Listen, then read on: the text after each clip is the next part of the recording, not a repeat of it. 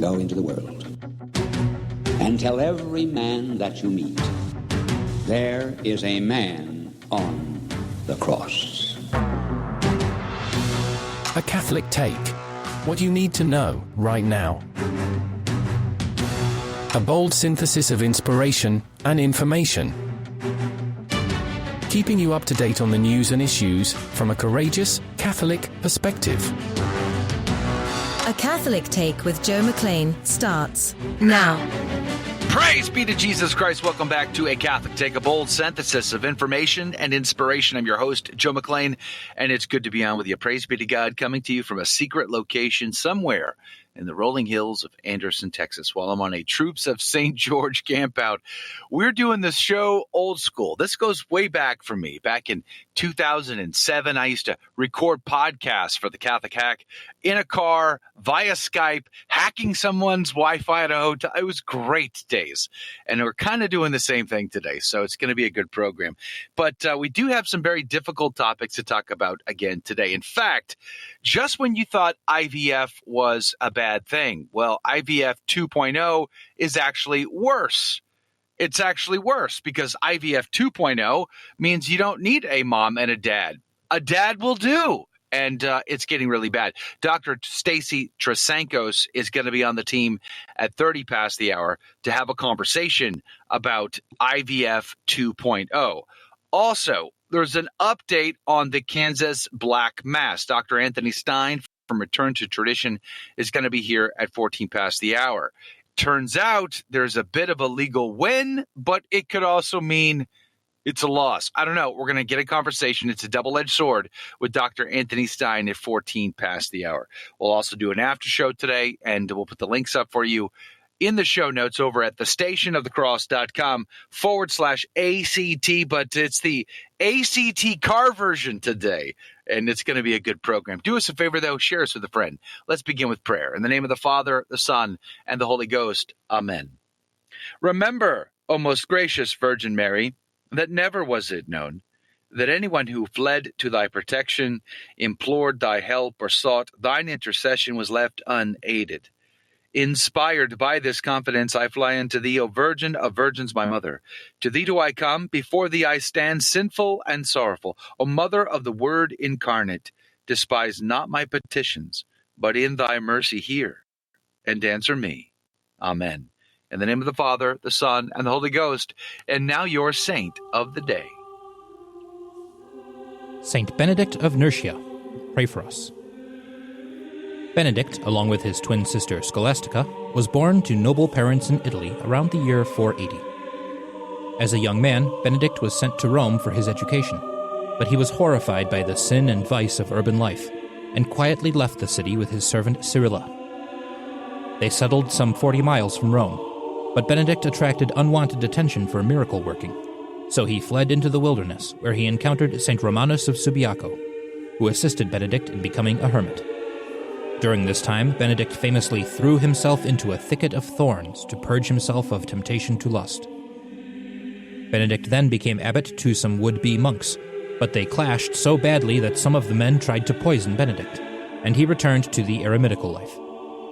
Others continued to seek him out, however, and eventually Benedict founded several monasteries, including the famed Monte Cassino, according to his rule from monastic life.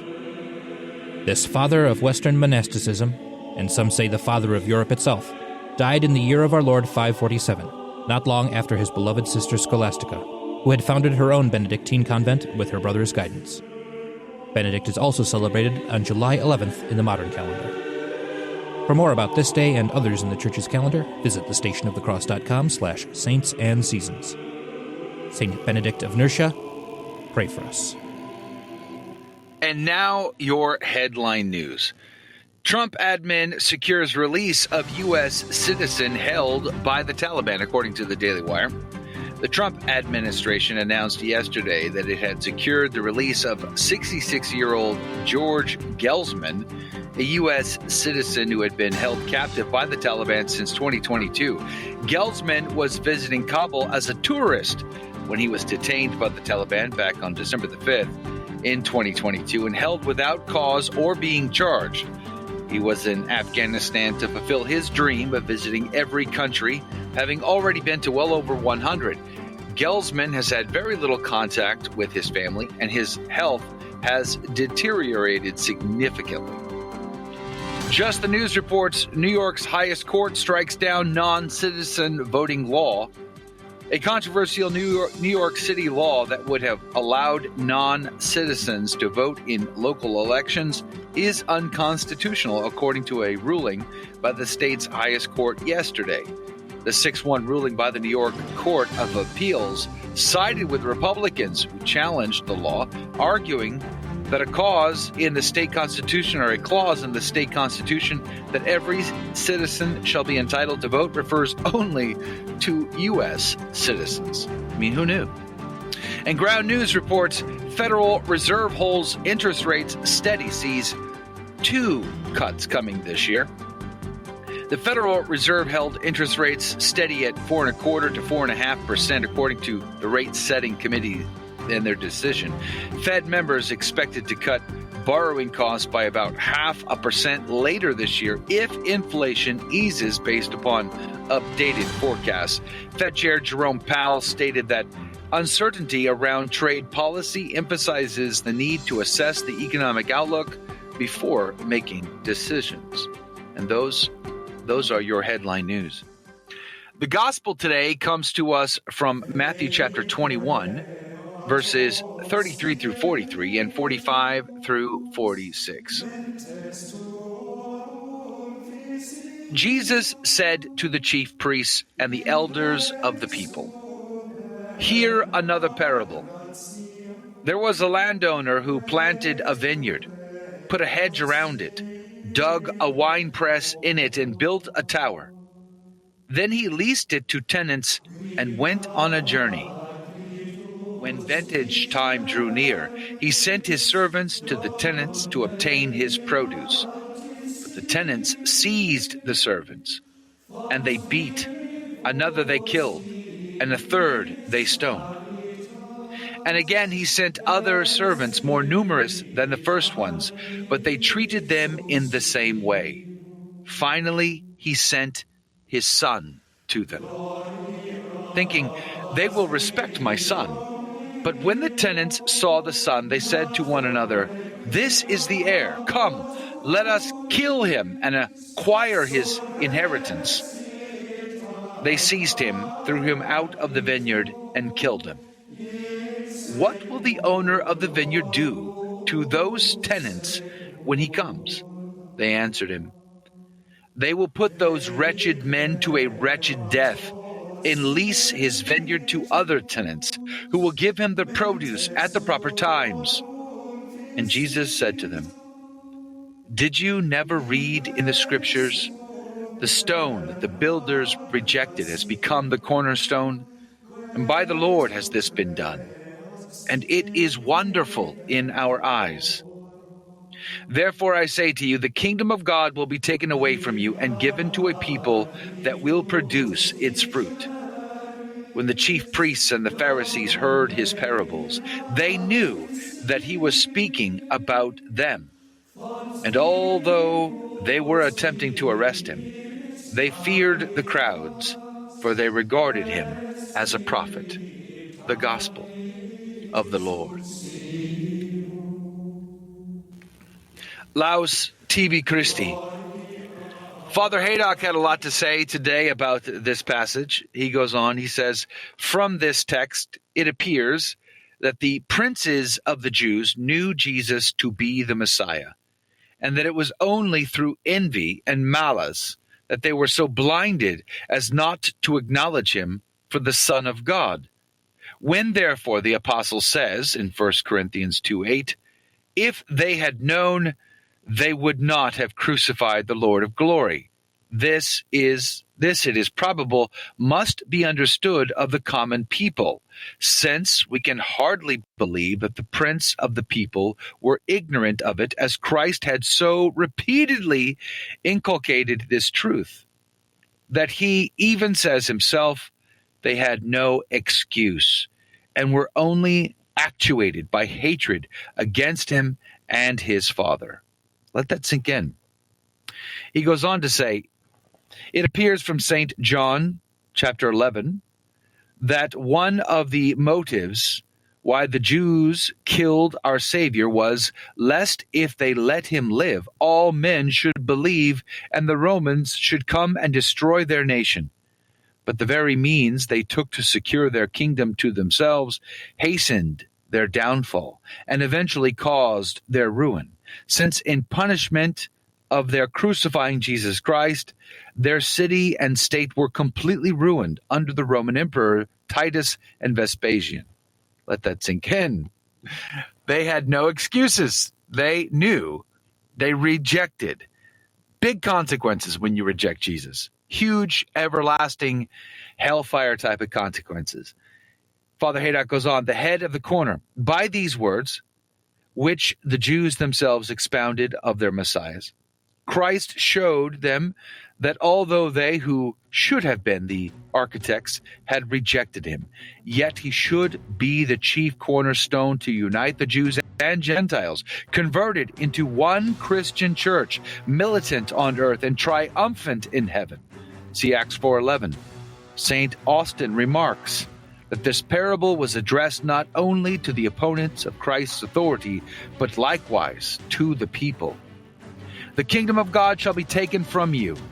By this dreadful conclusion, he tells them in plain terms that they shall be forsaken and punished for their blindness and obstinacy. They didn't want a kingdom that included the Gentiles. They wanted the kingdom for themselves, but they were tenants, and they were not the owners, but they pretended as though they were. Those wicked men. We'll be right back. Don't go anywhere. More to come. Did you know you can help evangelize simply by using your cell phone? The Station of the Cross is partnering with iCatholic Mobile, America's only Catholic mobile phone company. When you join iCatholic Mobile, a portion of every dollar will support our programming. Plus, you'll enjoy great service with iCatholic Unlimited 5G data, text, and talk. With iCatholic Mobile, you can stay connected with family and friends while also spreading the truth of Jesus Christ with clarity and charity. Join today at iCatholicMobile.com.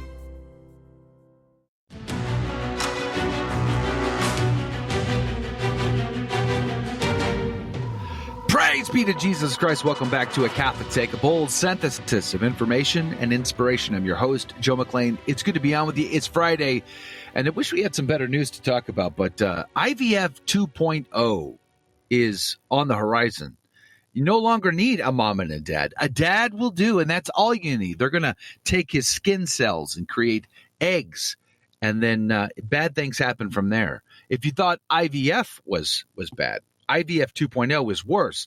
Dr. Stacy Trasancos is going to have that conversation with us and inform us of where this is at 30 past the hour. So do join us for that if you can.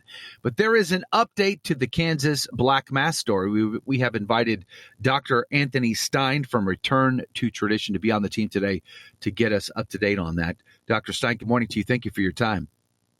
Good morning, Joe. And I got to say, I do like the YouTube 1.0 sort of vibe your show has this morning. It's like traveling back in time to 2008 or something. That's right. Yes, we are going old school today, and it's like back in the day when I used to hack hotel Wi-Fi's to record interviews via Skype with the Jeff Cavins and Dr. Hahn and all the rest. But we're on a troop of St. George. Matt Walsh's early career on YouTube, where he was literally in his car filming his 20-minute rant. Yeah. And he turned that into a Daily Wire gig, although it looks like Daily Wire is collapsing now, but It does, doesn't it? It does look like that. It's funny. Well, praise be to God. Well, the headlight here is a nice touch for professionalism. But let's get into the Kansas story. I saw this morning that there is a bit of good news, bad news story coming out of Kansas. The Satanist group has had to now swear under oath that they do not possess a consecrated host. That is good news, is it not? Sure, in that they didn't steal a host from a parish, but if they're going to be holding a black mass, there are, as far as I know, only two versions of a black mass. One where you take a consecrated host stolen from a parish and then commit sacrilege with it. And the other is the kind where you have a priest who is a fallen Catholic priest who performs a Black Mass by actually validly consecrating the Eucharist himself during the Black Mass. Wow. And well, all of it is evil, but I think I would expect the latter to be more evil because you're also now involving the Mass itself directly in something evil.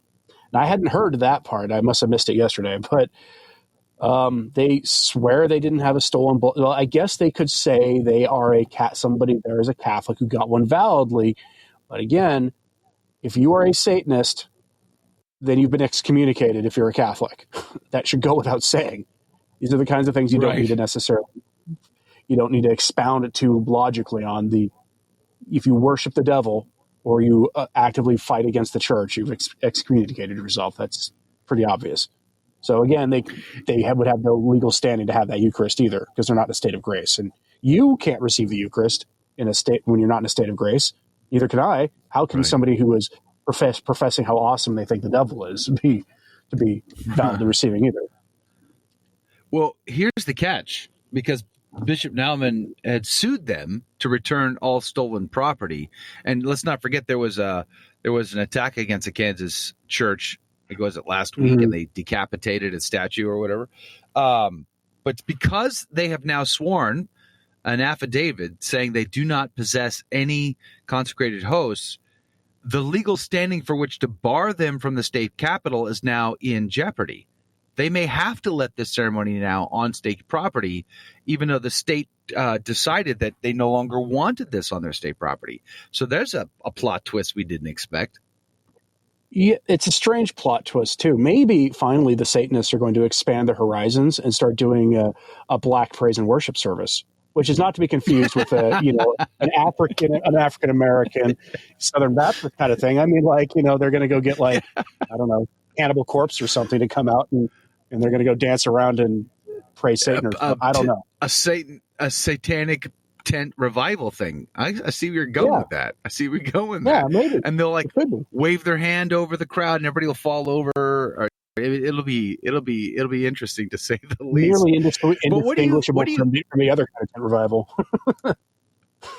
I mean, let that sink in. You know, our mutual friend, Rob Morrow Jr., he shared with me that Malachi Martin told him that they when they steal hosts, they always try to steal them from the traditional Latin Mass. They try not to steal them from Nova Soto parishes. Let alone, you don't find black satanic sermons. You don't find black satanic, tent revivals and Protestant-like services. They only ever try to mock and blaspheme our Lord through a black Mass. I think a lot of Catholics miss that point, don't they?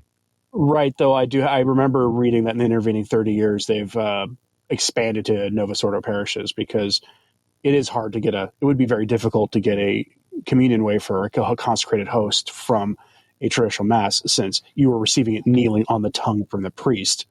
And the ushers do typically watch you, keep an eye on things. But at an ordinary form parish, that is not so often the case since they're giving it to you in the hand. It is often cited one mechanism by traditionally minded bishops for how to get rid of this problem would be to eliminate communion in the hand altogether. What do you think of bishops suing them as one of the means with which to stop this? That's what I was advocating a couple of days ago before the news broke that that's what they were doing. I assume they took the lead from Archbishop Coakley of Oklahoma City, because it was 2014 or 2015, somewhere around there. There was a Satanist who looked like he lived in his mother's basement. I don't usually insult people's intelligence, but I'll break that rule for the guy who worships the devil.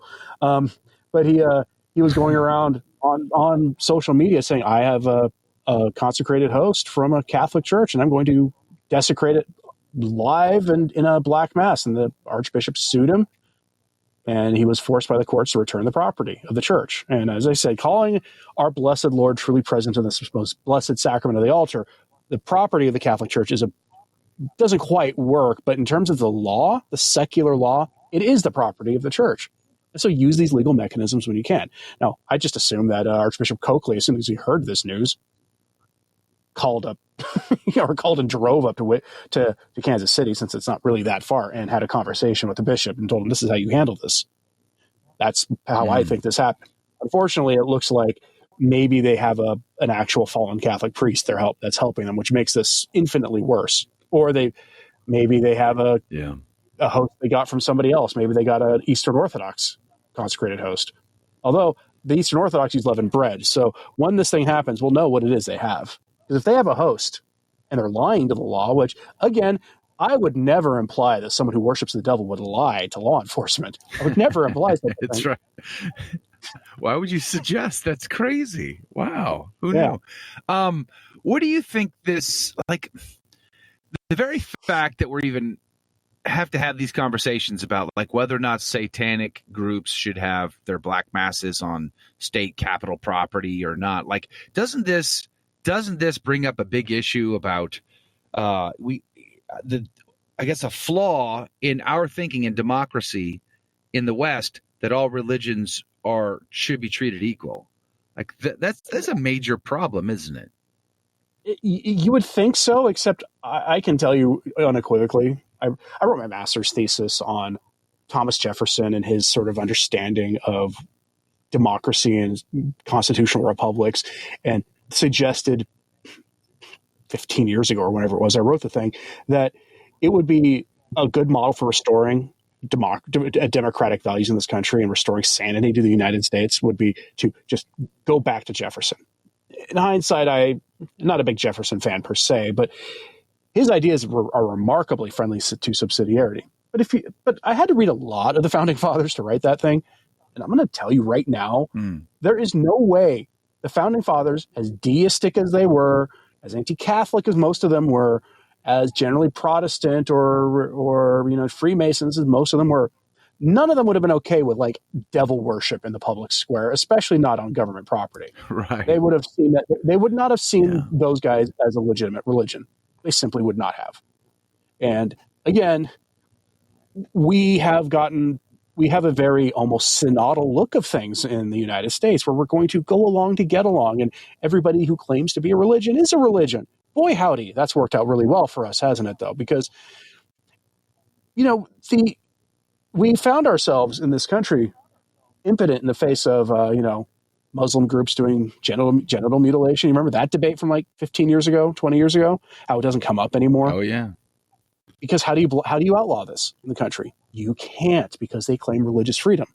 And this is where you get to this kind of fundamental problem of a Christian professing country, meaning most of the people are Christian and most of the lawmakers at least profess to be Christian, opening itself up to people who are, frankly, not only not Christian, but often from religious traditions that are overtly hostile to it. It would be one thing to let your some well-meaning Sikhs who usually keep themselves and are usually not the ones causing trouble into your country to live in tiny amounts. But when you're letting in people who aren't, you run into this problem. And I think about this in the context of Satanism, right? Because you get the LARPing Satanism. This is, your edgy rock band sitting there trying to offend people to get people to protest this concert and try to blacklist their albums or whatever, which then becomes the best for marketing for them. Whereas those guys don't believe in anything but themselves. And so in that way, they are serving the devil. They just, but they don't believe what they're doing is. Versus the person who actually believes, and usually the people who actually believe what they're doing is serving the devil, those people are not out there advertising, not usually. But when a black mass, if they bring a fallen Catholic priest to do the consecration by doing the actual consecration of the host there, then you're dealing with something else entirely. You're dealing with, again, sacrilege is always bad, always. But this seems to be just something extra bad when you're bringing in a fallen Catholic priest to do this publicly on state property. And this is why I will remind everybody that Archbishop Naumann has prayers he wants everybody to be involved with. They're on the Kansas City website. I've got it linked at returntotradition.org and yesterday's live stream, I think it was, or the day before. You can just go scroll through, you'll find it. And he's going to be doing on the Feast of the Annunciation, which is a holy day of obligation on the old calendar. For some reason, it's not on the new calendar. Bishops, if you want to stop this, I have a great idea for stopping this problem. Make on the ordinary form calendar the Feast of the Annunciation a holy day of obligation again in the United States, and consecrate the United States to the Immaculate Heart of Mary, perhaps under the name of Our Lady of Fatima. Whatever you need to do, but that's a good place to start. And you might go a long way to ending this problem by putting the country back under Our Lady's protection again, or renewing it by essentially reestablishing one of the most important Marian feast days on the calendar as a holy day of obligation. Right. Exactly. I was flabbergasted because I'd forgotten that they took that off the calendar as a holy day of obligation. Because on my 1962 liturgical calendar, it is a holy day of obligation. But it's blew my mind because I'd forgotten.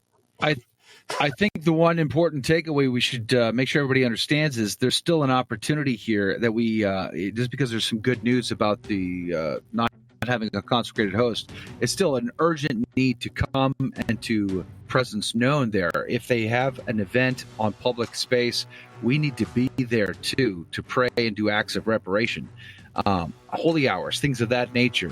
We need to make our presence known. Someone needs to stand up and defend Holy Mother Church, our Lord and Savior Jesus Christ, and what is good, true, and beautiful. Dr. Stine, thank you for your input here. We'd love to have you back at the top of the hour for the after show.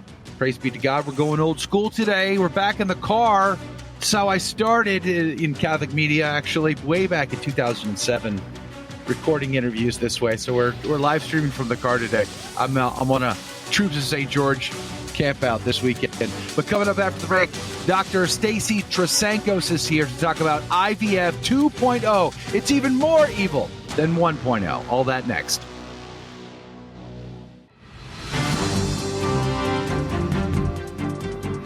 Praise be to Jesus Christ. Welcome back to A Catholic Take and Inspiration. I'm your host, Joe McClain, and here are your headline news.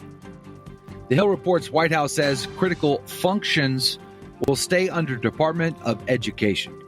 White House Press Secretary Caroline Leavitt said all the critical functions of the Department of Education will remain ahead of President Trump's signing an executive order to dismantle the federal agency. Quote, when it comes to student loans and Pell Grants, those will still be run out of the department, she told reporters. Certain programs under the Education Department are congressionally mandated, such as Title I and the Individuals with Disabilities Act, and are required to be implemented. However, other programs not so much and can be canceled. Catholic News Agency reports Planned Parenthood shutters only facility in Manhattan.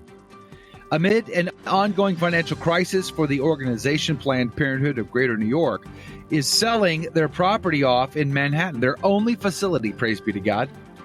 The 26 Bleecker Street location will debut on the market for $39 million. This comes as Planned Parenthood of Greater New York works to recover from the $31 million deficit it incurred last year.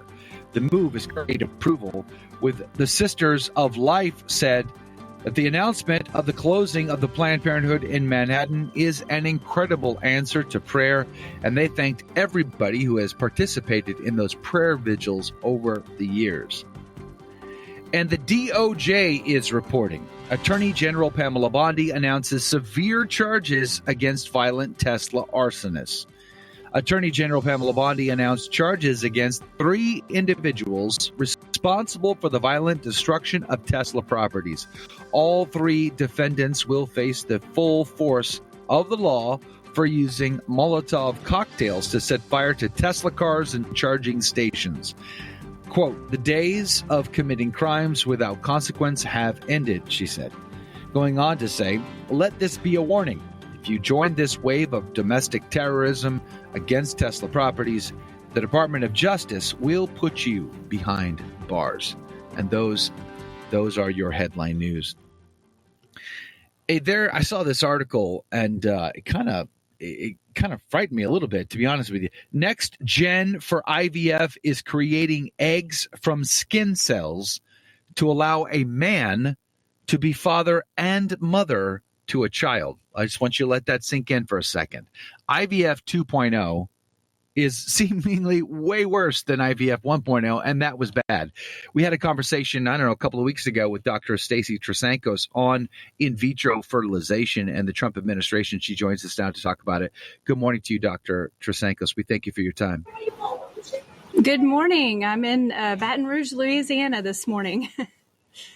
Well, we're both on the road, praise be to God. I'm in a car somewhere in the Anderson, Texas, and you're in Baton Rouge.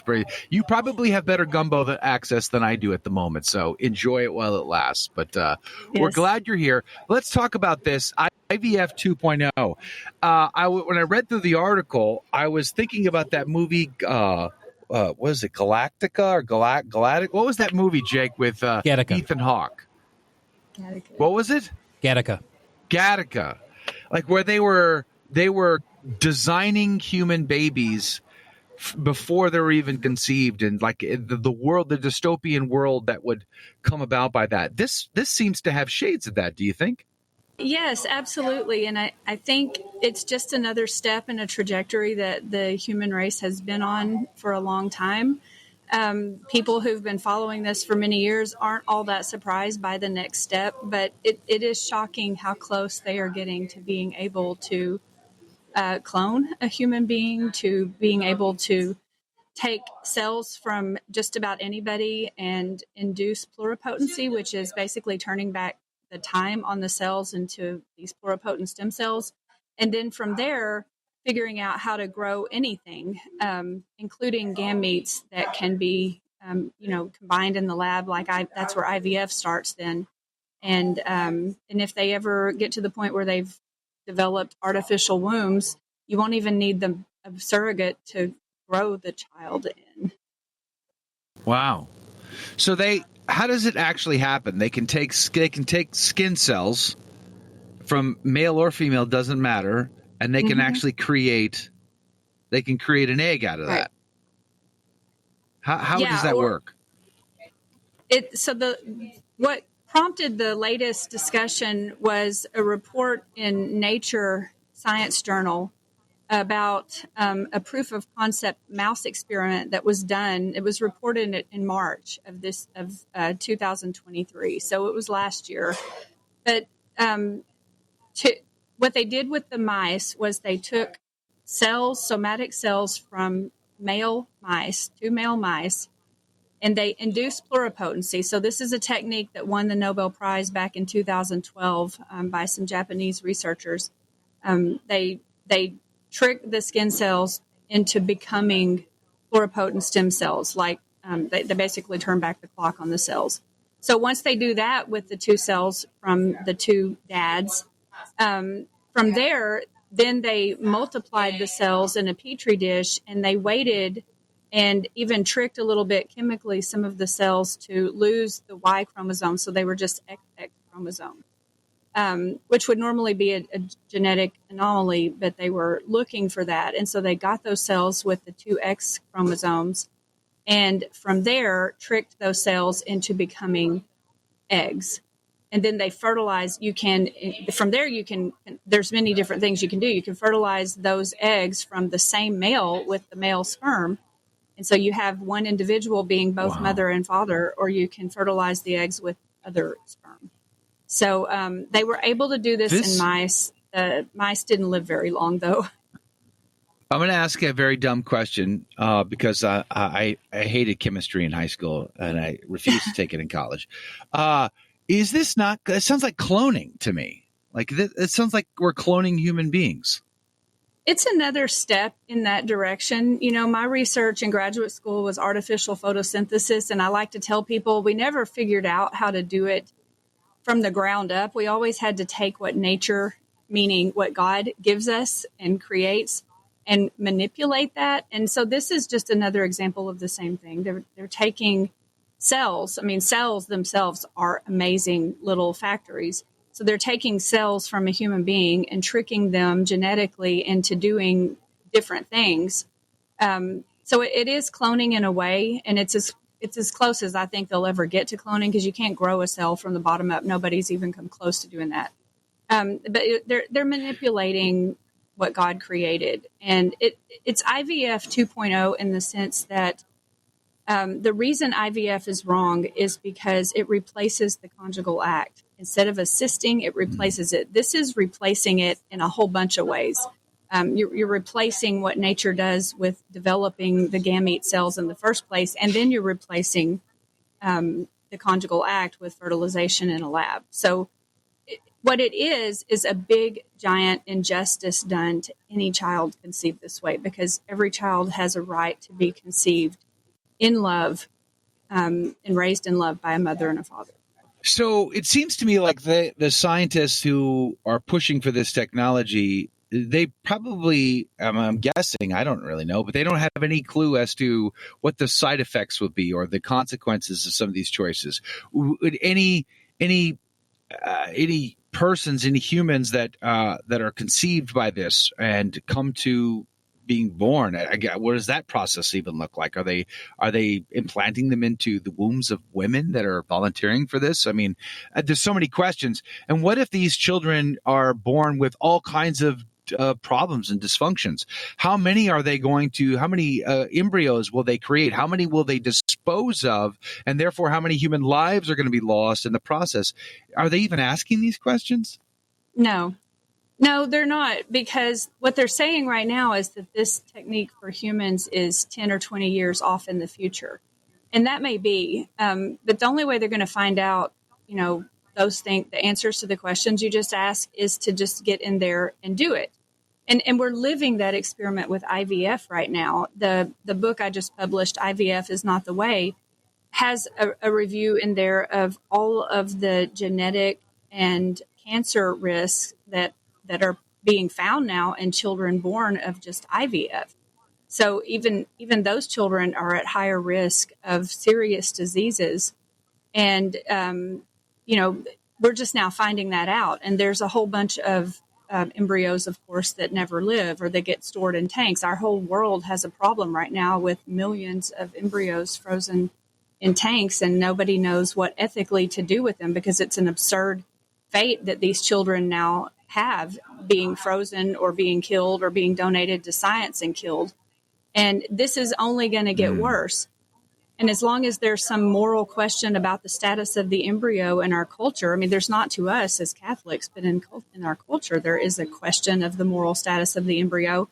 They're going to make the argument that it's okay to treat them like, lab rats, because that's what they are to them. They don't value the dignity of that little human. Well, there's so many other ethical questions here. 2 men can decide to have a baby now. They don't need anybody, apparently. Or how about 4 men? How about 6 men, 10 men? How about 3 women, 4 men, and a dog? I mean, it just like they're going to come up with all kinds of combinations now. And to try this is like mad Frankenstein-like science. There seems to be no one asking the question, where should the ethics line be? Is there in science, is there like a body, an institution that tries to play that ethical line for scientific work? There's a lot of bodies that say they do that. And this is one of the areas I've been pretty vocal in. I work for 3 different Catholic colleges, and I teach science and theology courses. And I'm constantly telling my students, you have to become the leaders. There are bodies that look at these ethical questions, but most of them amount to justifying as ethical whatever they want to justify. So they say the ethical review board looked at this and they deemed it ethical. All they really did was decide to do what they're going to do. And there are people saying they're looking at it, but no, I'm a convert to Catholicism, and I have looked at this question in depth for many years. There's no one else. There's no other body out there besides the Catholic Church that takes this issue as seriously as we do. And I really think that young Catholics who are interested in science need to get out there and be the leaders on these ethical review boards and such. Because somebody has to be bringing virtue into ethical questions and human dignity. And, we need people who understand what marriage is and what the human person is and how we're made in the image and likeness of God. Otherwise, you have no grounding to make these decisions. Yeah. So we're going to be up against a break here in a moment. And on the other side of the break, I want to talk about alternatives. But I want to ask a follow-up question. A minute ago, we talked about cloning. What does the church say about cloning? It's really simple, and I love this about the church.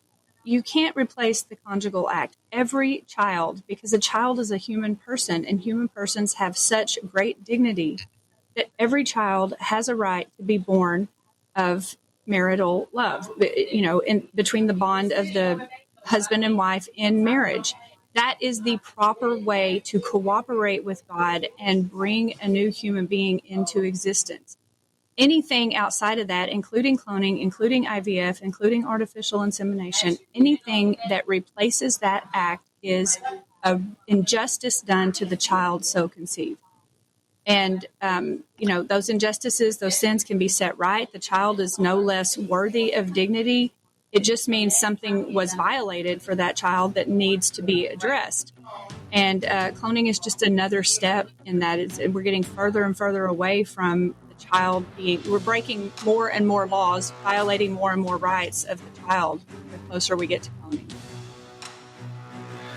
Dr. Stacy Trasancos is our guest. We're right at a 2-minute break here. We'll be back. And on the other side of the break, I want to talk about what alternatives do Catholic families have if they're struggling to conceive. Is there anything that might be available to them? Because I imagine the temptation is very great to use IVF. Their friends, their colleagues, their coworkers, they're all probably encouraging them to go get IVF, to check it out. But as we've made clear, it is evil and we shouldn't be doing it. So what's the other side? What are the alternatives? More on that coming up after the break. Don't go anywhere. We'll be right back.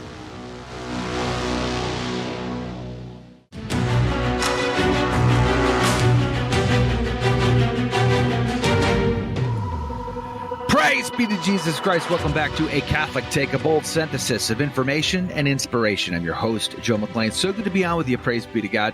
Dr. Stacy Trasancos is our guest. She has a book coming out by Sophia Institute Press, by the way, IVF Away, The False Promises of Artificial Procreation. And she joins us now. Good morning to you, Dr. Trasancos. Thank you again for being on with us. So you stated very clearly why morally, ethically, and otherwise. So I can imagine there's a lot of Catholic families out there who are frustrated because they are not able to get pregnant. They want family. And that temptation, because all of their friends, all of their coworkers, they're all pressuring them, hey, just go check out IVF. But their conscience is bothering them. So what do they do? What options do they have? Well, the number one option among Catholics, and I'm gonna couch this by saying there's no 100% guarantee that you get what you think you want. So it's a natural and good desire to want a baby. And what the Catholic teaching has said ever since the 1960s and 70s on this issue is anything that assists the conjugal act within marriage is okay. And there's something very good called the Creighton model, fertility care. You can look that up. They have a website. And what I love about what it does is it looks at the whole woman. It looks at how the woman's body functions. And I've got 7 children. I've spent a lot of time in the doctor's office. And a lot of doctors today just don't even understand the hormone cycles that go on in a woman's body. And the Creighton model, it's an NFP. It's NFP is the general name for it. It teaches you how to understand the cycles in your own body. There's only a certain number of days in a month that a woman is fertile, and it teaches you how to know when that is. But what it also does is if there's a problem and you're not fertile on any of those days for whatever reason, the hormone cycles will give you an indication of what the problem is. Maybe there's a surgery that can fix it. Maybe you're just fertile on a different day because your cycle is shorter than other women's on average. I've seen women think they're infertile for that reason and do the Creighton model, and they're pregnant within a month because they learn their own cycles. So it's good for that reason. But there also are women who are truly infertile, or men who are truly infertile. And I cover this in the book because if that is your case, it is a bitter gift, but it's still a gift nonetheless. It's how God made you. And I'm in my 50s now. I've learned this lesson the hard way from living a lot of years and having a lot of kids and raising them. My life hasn't turned out the way I thought it would. It's not the way I mapped it out.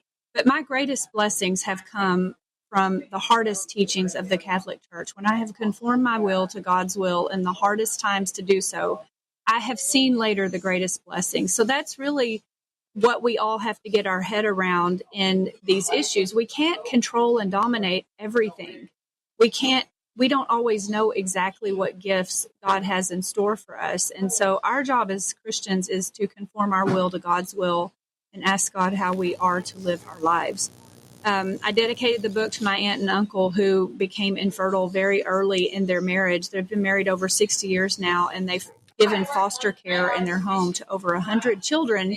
And they now have grandchildren of those children who send them cards and come visit them and are part of their lives. So, it's a big question, but as we all learn eventually, the older we get, you have to ask God what his will is for you and to grant you the grace each day to do it. So if it is infertility, it can be a gift, a very bitter gift in the beginning, but that's what we're called to do. And it's hard to say that to people, but I think life teaches you that whether you want to listen or not.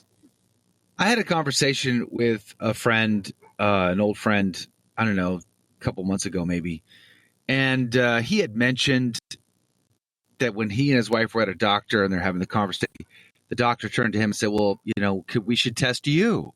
Let's just test you and see how things are going for you. And so the test requires him to provide a semen sample. Talk to me about how ethical it is for a man to give a semen sample to a doctor. You shouldn't do that. You shouldn't, the M word, you shouldn't do that away from your wife. And so there are ways that semen can be collected without that. So those are okay. But, one thing I dealt with in the book, I had to really get my head around in a culture where people don't understand what the human person is. They don't understand what it means to be human, body and rational soul made in the image and likeness of God. And they therefore don't understand what marriage means.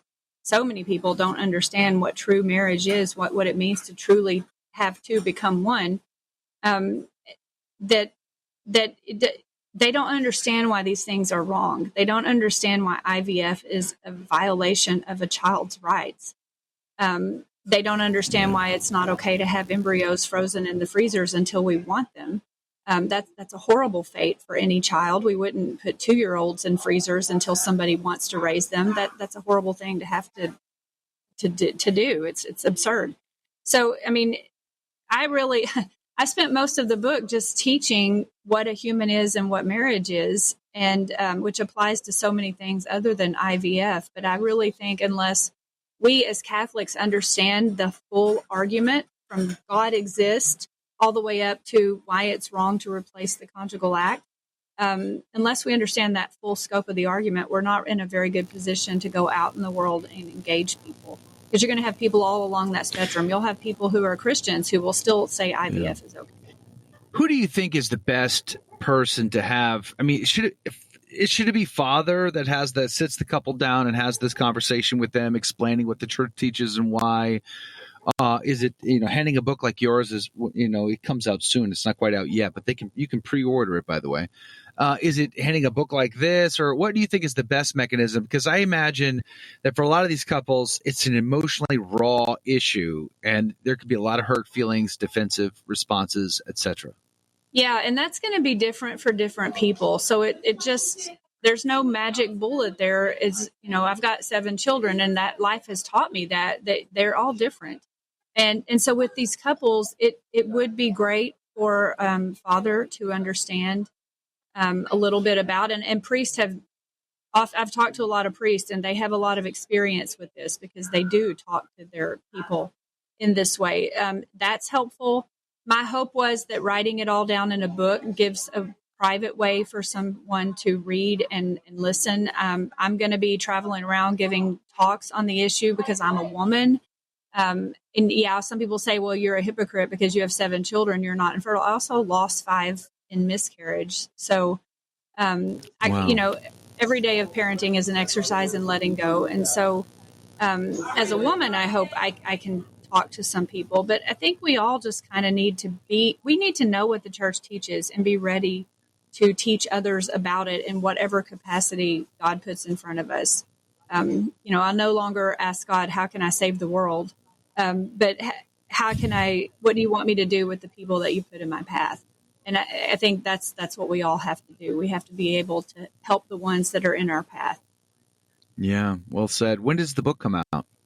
I sent it off to the publisher, Sophia Institute Press, sent it to the printer yesterday. So as soon as we heard that Donald Trump won the election, we knew he was going to keep his promise on the IVF executive order. And so back in December, I started writing it. And that is the fastest, I think, it's fastest I've ever written a book. Working with the team at Sophia Institute Press, we got it off to the printer in just 3 months. And there should be no typos in it. But praise be to God. That was a quick turnaround. Well, praise be to God. I would love to see your book, maybe an autographed copy of your book, get in the hands of J.D. Vance. And who knows? Maybe he can bend the ear of Donald Trump and change their mind about in vitro fertilization. Dr. Stacy Trasancos, so grateful for your time today. I'm going to pray that IVF 2.0 never happens. Let's pray to put an end to these evil practices and missed and abused sciences. But Dr. Trasancos, again, God bless you. God love you. Thanks for being on. We'll put a link to your book in the show notes. Have a great day. Thank you. Coming up on Monday's version of A Catholic Take, I'll be back in the studio, praise be to God, not in the car.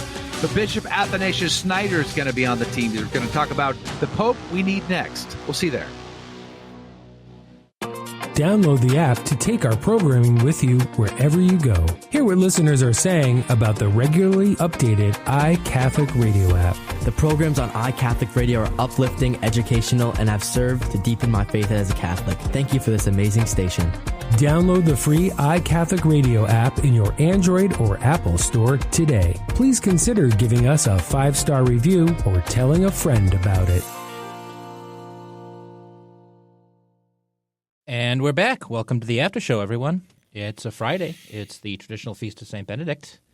So to all you Benedictines, like KSW Benedictine Oblate, happy feast day in the traditional calendar. And Dr. Stein's back on with us. Yay. And we pulled it off. We survived it. We had constant little annoying audio things here and there. You were on the road. Dr. Trasancos was on the road. But for the most part, it went well, I thought. Good interviews. Can you hear the dog barking behind me? Yes, I just heard it, but only barely. Okay, that's good. Well, the original plan was that the people who are hosting us for this Troops of St. George campout, they have a barn, and they were like, you can hang out in the barn. You can do your show from the barn. I'm like, oh, that's so awesome. Thank you. I sneak in at 4 a.m. to get ready for the show, and the dog's in the barn. And the dog is barking, and the dog is loud, and the dog is big. So I'm like, that's not going to work. So I'm in the car. I pull the car up as close to the barn as I can get it, so that I can get the Wi-Fi. And praise be to God, we have survived it. But I got to tell you, this is exactly how I did it back in the old days. I would drive up to a hotel back before they really locked down Wi-Fi's. Drive up close to the front door. I would go to Starbucks. And I could always get on the AT&T network from a Starbucks. I would always do that. I'd do that as well. And pull out Skype and record those interviews. All my old Catholic Hack podcasts were done that way. So it's a little bit of a blast from the past. Only the good news is... You can't do any of that anymore either, because Skype is going away. You know that, right? Yeah, Skype's gone. I haven't used Skype in years. I mean, I'm surprised that it's still around, to be honest with you. It's your fault that Skype is going away since you stopped using it. They heard of all of my abuses of it, and they were like, forget it, we're done. Though back in those days, I drove a 1998 Dodge Caravan, and it had no AC. It never had. And so, and I live in Texas, so I would do all of these on my lunch break, these interviews, and I'd be sweating bullets trying to get through. Now, at least the car I'm in now has air conditioning, and I'm very comfortable. This is actually, I might do the show now from here forever. It's that good. It's that good. Maybe with a slightly better Wi-Fi connection. Maybe with a slightly better Wi-Fi connection. So, all right, I can't see any of the chats this morning. I'm not able to see. So who's on with us today, Jake? Well, starting with the insiders, we've got T-Storm. She was chiming in very, very early this morning. I guess maybe late last night. Depends on how you want to count it. Good morning. Anna Piran was there. Sharon Felton. Jane Steves. Good morning to you all. Damon, of course. James 16897. Good morning from Romania. Hopefully things are going okay over there. A lot of updates from Joe, of course. Eileen Rain is over there. Good morning to you, Eileen. Janice. Good morning, Janice. Good morning.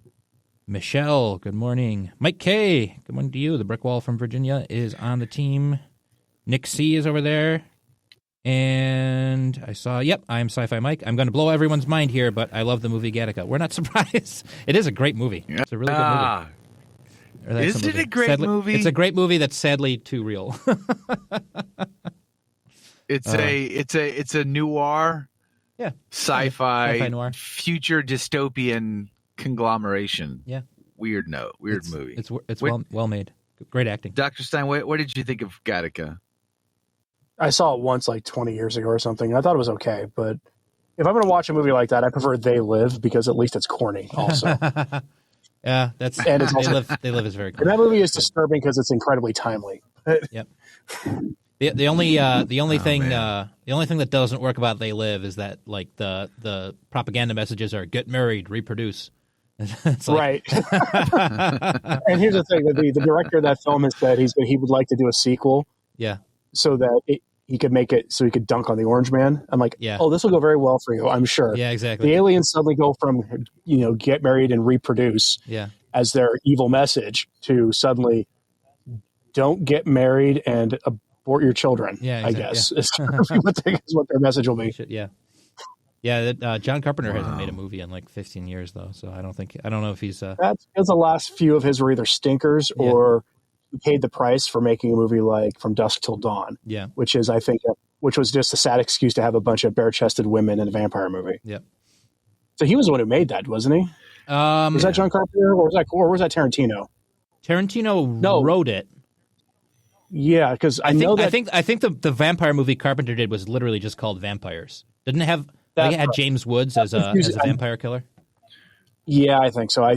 He made a string of stinkers. Yeah, basically at the end. Yeah, and starting with Escape from Los Angeles, which is a comically out of touch with reality movie. If you've ever seen that. It's sad, especially considering how fun the slow but fun the original one is. You know what though? I will say one thing: Carpenter in that movie nailed how Hollywood would look in the 21st century. Yeah, if you remember in that movie when Los Angeles is an island and there's this little Hollywood section. Yeah, and the people keep getting plastic surgery, and they all look like inhuman monsters at this point. And you seen what young women are doing to themselves now with plastic surgery? Like it's getting pretty scary. It's not just young women; it's all the older women too who want to keep supposedly looking young, and they just make themselves look horrible. A few other people are in the chat, I believe. I saw Jerome over there. Good morning, Jerome.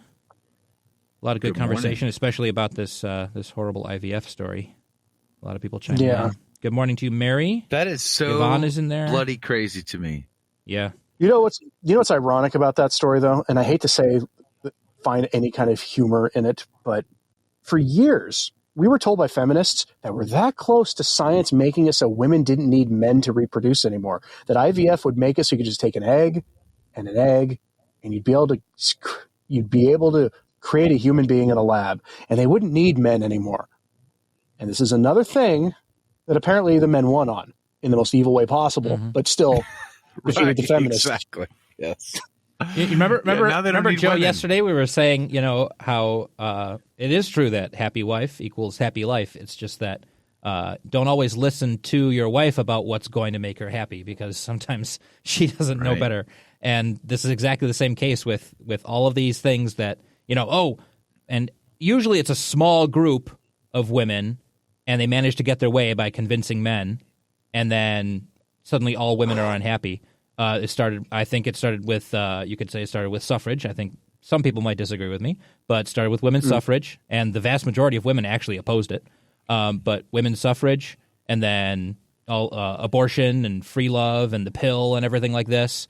And like Dr. Stein just said, you won't even need those filthy evil men to have a baby. You can just have two women. We'll be able to get all the genetic material from that. Like it keeps just making women's lives worse. So be careful about listening to women, because they often are being led astray. Just like Eve was in the garden. And sometimes you have to say, no, God knows better. We're going to do it God's way. And then you'd be surprised at just how happy everything will turn out, if you just follow that path, It's just it's crazy. It's a crazy situation. I think that was everyone from the Insider Group. Rumble's pretty quiet this morning. Penn State Dad's over there. Good morning. Wagwensa61 is there. Nick the Mike is over there. Lynn morning. Pine. A fella named Old Saucy, and you'll love this, Joe. His profile pic is Bigfoot. Hello, Old Saucy. What? Welcome to the team. Old Saucy. See, Joe, you're at greater risk of Bigfoot out there in the car. He could have been sneaking up on you in the dark before the dawn. He could have been. Not with this dog around. There's no way. This dog wasn't going to allow that. The sun is coming up. It's a gorgeous, beautiful morning. Praise be to Jesus. Man, out here I wish we could figure out the whole X thing with the chat, because I feel like we get some decent viewer numbers. It'd be nice to have some chatters over there. I was live streaming on X for a few times. Yeah, but I kept getting people saying, "This is not a place for this kind of live streaming. X is for people with really short attention spans. You should only put up a 1 or 2 minute thing." X does space. People do spaces on X all the time. That's like all the time, constantly. I don't know. I would literally redo my live stream on X as a space. Yeah. And it would be the same thing. Yeah, exactly. No, that's I don't know. The big issue is I that do worry about the increasingly short attention spans of even adults. Oh yes. No, I've been getting back to reading don't watch. books. If you can't watch more than 2 minutes, then don't tune in. Yeah, that's the answer to that. It's I usually will snarkily tell people that TikTok is where they should be. Exactly. You're seeing mostly stupid human tricks and models on that website that starts with the word only be advertising on that website. But, you might have fun there. You might find some good Catholic content there. And you'll use your block button a lot. You might find something. It is weird. I see sometimes reports from Instagram and TikTok where there's kind of little sections where there's some base stuff going on and finding surprising groundswell.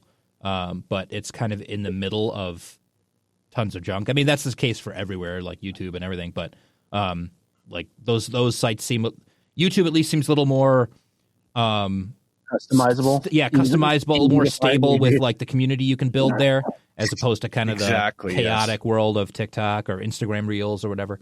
But it is interesting that I've seen some reports that it's always the love-hate relationship we have with YouTube, right? Mm-hmm. I mean, there's things we don't love about YouTube. YouTube has better community standards when it comes to impurity. Yeah. Their infrastructure is just light years ahead of everybody else too. Mm-hmm. And the thing with X is in order to get traction on X, it has to just be that, doom scrolling. It's just like, that's what they fan the flame of. So if you want to be in that 24/7, well, enjoy, but it's not a good quality of life. So just trying to like put out content on a consistent basis is not going to get you anywhere on X. You have to actually like go for the if it bleeds, it leads, aspect there. Whereas on YouTube, there could be topics that are trending and you will get an audience if you tap into that trend, but they're not always negative trends. They can be good trends too. So it's just YouTube is light years ahead of everybody in that regard. I wish Rumble was further along and like BitChute. Why? It's just the wild, wild west. I mean, I don't see any point to it. So it's just unfortunate. You wish there was more opportunity, more options, but there just really isn't. Yep. We just keep coming back to YouTube, just making YouTube work. So it just is what it is. But they have lightened up on their you guys maybe think about their censorship a little bit. Mm-hmm. They have. That's so true. Man, I used to get pounded by them all the time. Put in time out for a day or a week or a couple of weeks or whatever. And then you noticed, did you notice a few days after the inauguration that that stopped happening? Yes. Yesterday I had a very, I would argue, even a difficult conversation about genocide in Israel. And my guest on was very hardcore about that. And I'm surprised I didn't hear anything about that. Like yet, maybe we'll hear about something. Maybe we'll get strike or something. It might take a little time, but it is interesting how YouTube has this. It's like a double-edged sword for sure. But just that's part of the game, I suppose. So I do wanted to bring up. I was gonna say the maddening thing is they'll let like major news broadcasters on YouTube say exactly the same thing your guests are saying. Yeah, exactly. Yeah. And it's Yep. 100%. 100%. So, and I guess I have to just put a Fox News label on or a CNN or MSNBC, and then I guess I get away with it. I don't know. I did want to also bring up this story. I didn't get a chance to talk to you about it during the radio side, but was the USCCB is now like they're begging for these federal grants to come back. How desperate is the financial situation for them at this point? I don't know how to find their financials. I suspect that unless somebody sends me a copy illicitly, and then there's ethical questions about whether I can make that public or not, that we'll never know, because DOJ is not going to audit them. However, if you look at the paper trail that the government has on its side, if you find enough evidence to warrant an investigation, and the word warrant is key there, to get a warrant to investigate Catholic Charities, the USCCB, and others, you could have that happen. I just wonder, there'd be something oddly poetic if the persecution of the church we all kind of think is coming in America at some point wasn't done overtly at the hands of the left, but it was done at the hands of the right. And because the bishops sold the church out, there would be something oddly appropriate about that, I think, because at the end of the day, what is it the bishops did? It looks like they facilitated human trafficking. Okay. At the very least, facilitated it, made it possible. This is why the phrase "you reap what you sow" is the kind of thing we need to really think about. Because when you have, I went over the history of the U.S. government's involvement with the Catholic Church, from Benedict XV trying to stop World War I and being ignored by all the world powers, to suddenly in World War II, Pius XII able to make some kind of a deal with the precursor to the CIA. And from there, that relationship was set. It was involved in the founding of the Vatican Bank and all the scandals therein afterwards. Right. I mean, it goes all the way to today. And the longer that stayed in place, especially when it looked like, common interests, common enemies, right? Who objects in reality to the Catholic Church and the popes of the 50s onward working with the church, working with the U.S. government to oppose the Soviet Union? Nobody really does, because the Soviet Union, unequivocally evil. Problem is, the enemy of my enemy is my friend is not always true. And after the Cold War, we kept the relationship going and going and going, and it just got worse and worse and worse. And at some point, some wicked politician figured out if you just give these people tons and tons of money for some government purpose that we think the church shares with us in some way, we can buy their loyalty, which is exactly what happened. It's why the last time you really heard the Catholic Church opposing anything in the secular realm in an overt way was probably the Iraq War. Think about it. We get half-hearted stuff about abortion all the time. And now the most strident stuff the bishops have done in the public realm is on immigration, and they're on the wrong side of it. According to Catholic social teaching, they're on the wrong side of it. Yep. It's insane. Wow. Yeah. You just reminded me, though, that because of that mob CIA Catholic connection post World War II, you just reminded me that I'm going to be doing I reached out to Hitchborn yesterday.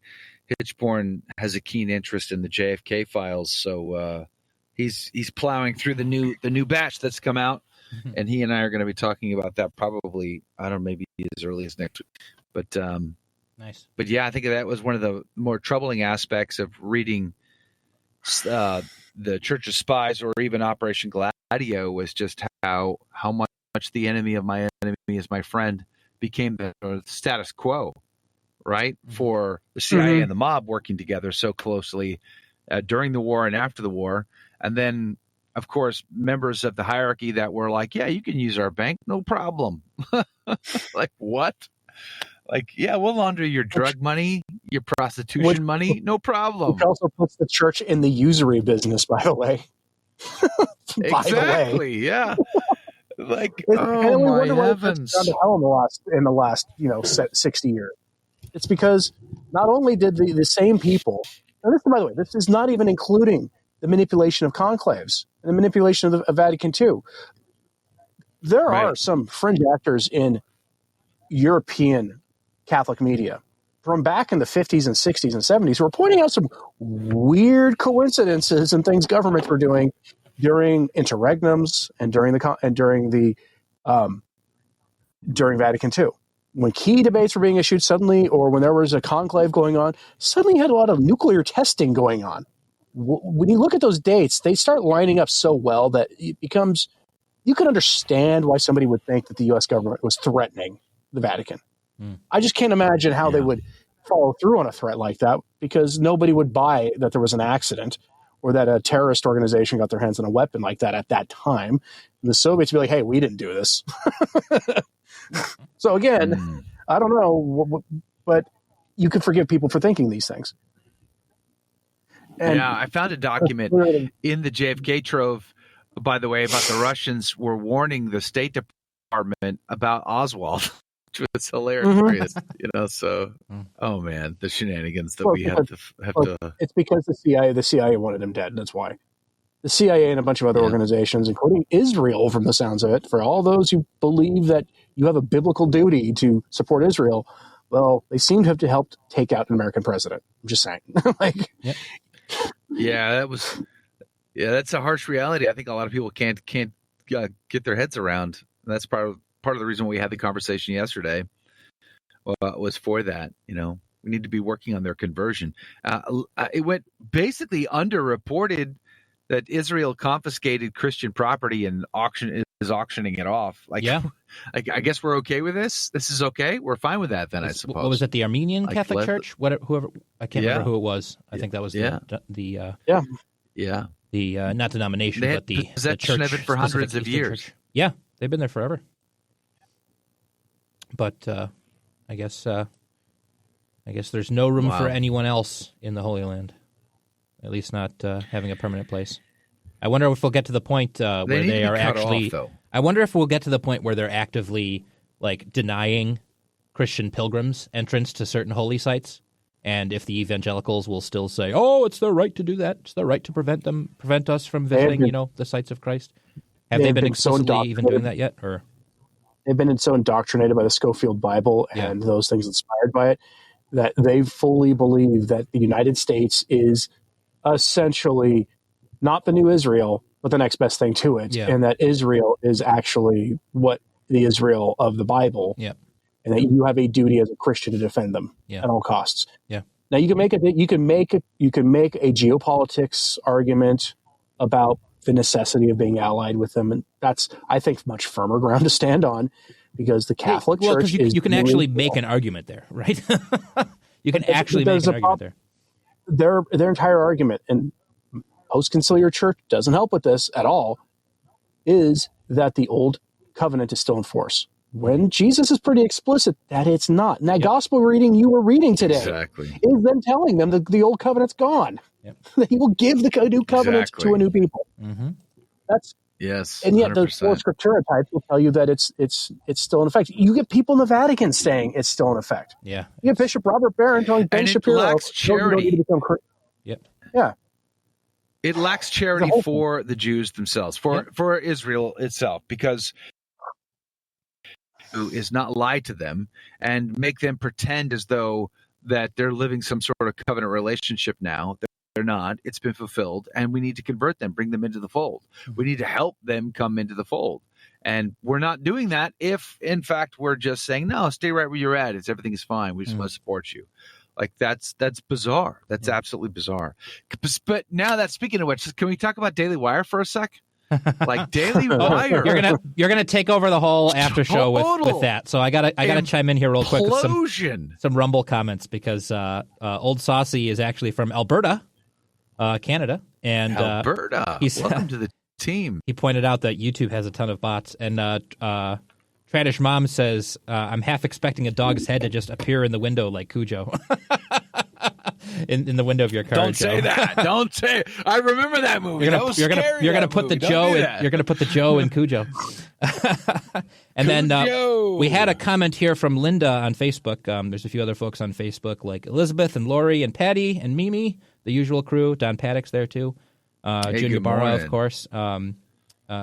June, if you didn't get it by now, June, Joe is out camping with his sons, Troops of St. George, and so he's doing the show from his car. But Patty comments that the future or the present is looking a lot like the future depicted in THX 1138, George Lucas's student film. But Linda Ann Wheeler says the Satan man said he gets his own hosts and does his own consecration. I'm assuming she's referring to like the spokesman for that group in Kansas or something like that.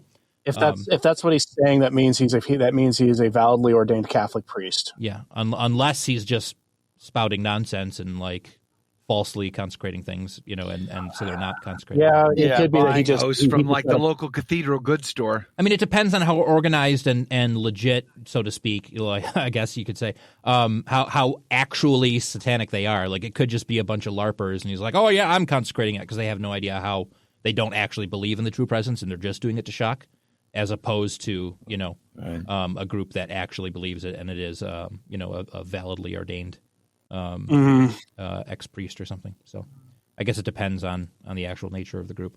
But anyway, Joe, you were saying about Daily Wire. No, I'm hoping that that's the case. I hope he's just LARPing. I hope it's just cosplay. I hope he's just, just got a bag of unconsecrated hosts off of Amazon. That he's only insulting the Lord by play acting a mass, as opposed to committing sacrilege and being a former Catholic priest. Yeah, it's kind of best case scenario. Yeah. Yep. Either way, even if he is just cosplay, error doesn't get its day in court, and he shouldn't be on public property. He shouldn't be able to do this. I mean, I'm sorry, not all religions are equal, and we shouldn't pretend otherwise. So I think the guy in his shtick needs to go no matter what. But I honestly don't. I mean, like real true black masses do happen. I reported them. I interviewed Randall Sullivan, who was the old Rolling Stone guy, and he converted to the church. When especially after he saw what was happening down in Mexico. And recently there was an article. New York Times reported on it. Zero Hedge republished it, so you didn't have to pay for it.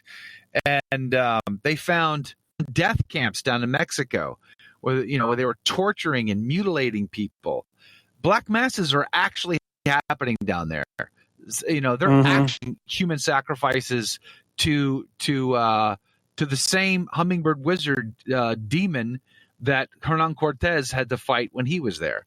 So it turns out Hernan Cortez was actually awesome and not the colonial evil guy that everybody claims he is. So this clown in Kansas is just LARPing, and at least I hope he is. Could be worse. He could actually be what Dr. Stine thinks he is, and a former, ordained Catholic priest, and that would be more horrible. But I'm hoping it's just cosplay, and I still want him to be put out on his tail. But I did want to talk about Daily Wire. Like, what do you think about Jeremy Boring stepping down? What do you think about the rumors of them being in financial catastrophe right now? What do you make of that? The rumor is that, Jeremy Boring has wanted to bring the Pendragon cycle, whatever that is, I'm not familiar with it, to the big screen. Since back when he was a Hollywood actor, he wanted to do that. He was famously the guy who took over the Friends of Abe Lincoln in Hollywood, which was the secret group for conservatives in Hollywood to have a place to meet. He got elected the leader of it and shut the thing down, which, by the way, should tell you a lot. Yep. But he wanted to bring the Pendragon cycle to the big screen. And he ended up spending something like $100 million or something on the production of it, which blew apart their budget completely. That's the reporting, to the point where Ben Shapiro had to float some of his own money to keep Daily Wire operations going. On top of them firing Candace Owens, and on top of firing Brett Cooper, who both of them are extraordinarily popular. Look, Candace Owens, I completely understand why somebody might not like the stuff she says about Jewish people and Israel and the rest of it. I totally get it. And I could see why they would want to part company with her, just because they are very more normal and a normal adjacent for conservative commentary. And that's what she was doing, was not that. I could also see why somebody would absolutely love what she does. whatever.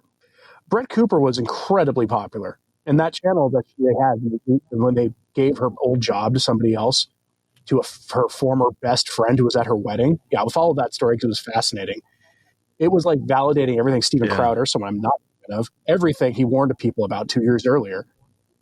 They replaced her with her own best friend, kept the show going, had her give her best friend acting lessons so she could act like Brett Cooper on that show, and then watch them lose nearly 1 million subscribers in 3 months.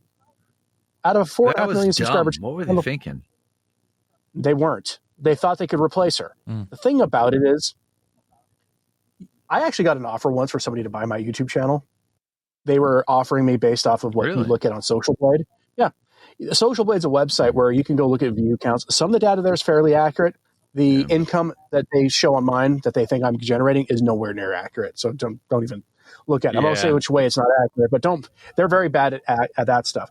But they came up with a value, the thing of my channel, and it's less than what I make in a year off ad revenue. In fact, it's less than I make on half.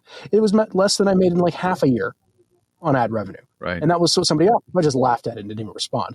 And it would take me being able to have go away forever kind of money to consider it.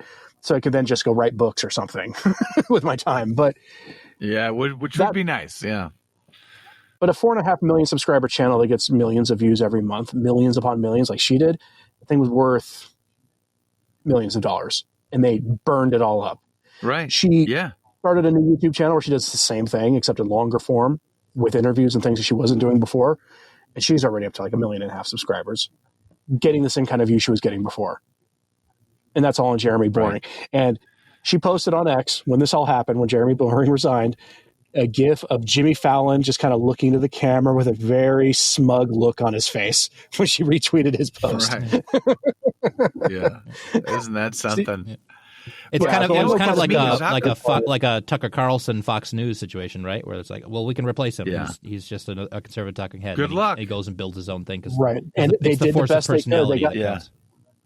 They got a decent guy in that time slot now, apparently. But he's not Tucker Carlson. Yeah, that's Tucker Carlson is one of those guys who helped keep MAGA alive in the intervening 4 years. It's hard to replace a strong personality, because that's the draw.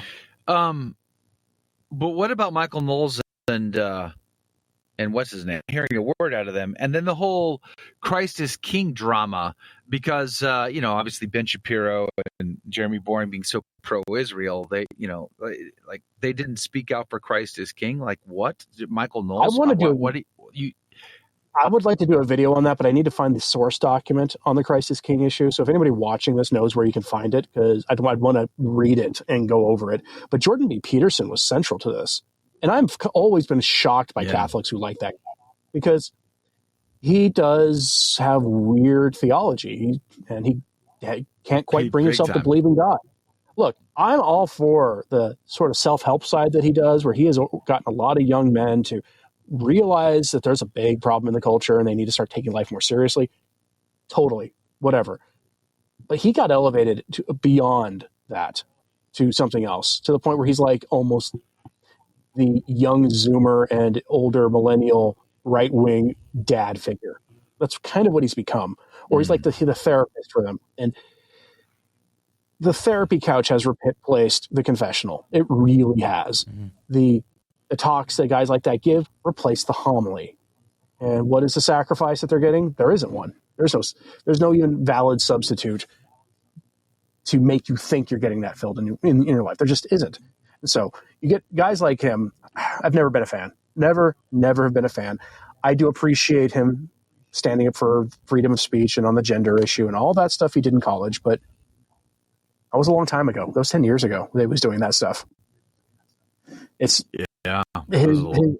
don't know why people are as big on him in Christian circles as they are, because if I had to choose between him and Russell Brand, I'd choose Russell Brand. At least the guy professes to be a believer, and I'm not a fan of his. But at least he's gone that far. He may be further on the journey, Russell Brand, than Jordan Peterson, but I don't trust either as far as I could throw him. That's for sure. Yeah. I mean, I pray for them. I want them to come in. Letlet's go. Come in to be on the team, but so far they're not. but they had massive audiences and a lot of influence. So, yikes. Hey, I got to go. I got to go back to camp and get set up for today. Thanks for hanging out with us again today, Dr. Stine. Really appreciate having you on the team. God bless you, my friend. We'll see you back here Monday morning with Bishop Athanasius Schneider's on the team Monday. Looking forward to that. Got a couple of guests lined up next week already, so it's going to be a good round. Do us a favor, though. Share us with a friend. We would be incredibly grateful to you. Thanks for hanging out for the car version of ACT. We'll see you on Monday. God bless you.